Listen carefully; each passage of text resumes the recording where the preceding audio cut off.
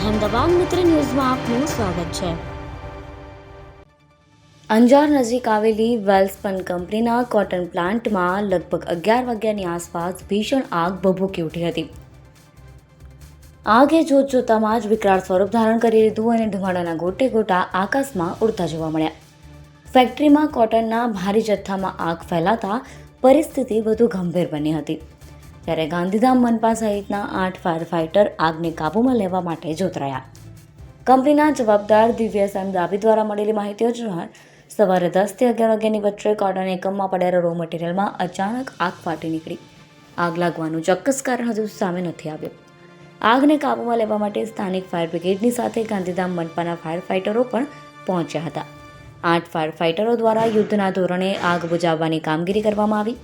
ભીષણ ગરમી વચ્ચે ફેલાયેલી આગને કાબૂમાં લેવું ફાયર ફાઇટરો માટે પડકારરૂપ બન્યું હતું।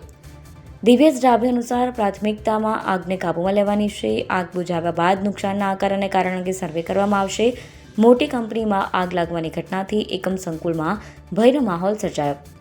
પરિસ્થિતિની સમીક્ષા કરવા વહીવટીતંત્રના અધિકારીઓ ઘટનાસ્થળે પહોંચ્યા હતા। અધિકારીઓ દ્વારા આગને વહેલુસર કાબૂમાં લેવા માટે જરૂરી સૂચનો આપવામાં આવ્યા હતા। આગની ગંભીરતાને ફેલાવાના જોખમને ધ્યાનમાં રાખીને ફાયર ફાઇટરો અને વહીવટીતંત્ર દ્વારા સતત પરિસ્થિતિ પર નજર રાખવામાં આવી। અહેમદાબાદ મિત્ર ન્યૂઝની યુટ્યુબ ચેનલને સબસ્ક્રાઇબ કરો અને બેલ આઇકોન જરૂરથી દબાવો, જેથી દરેક મહત્ત્વના વિડીયોની નોટિફિકેશન તમને મળતી રહે।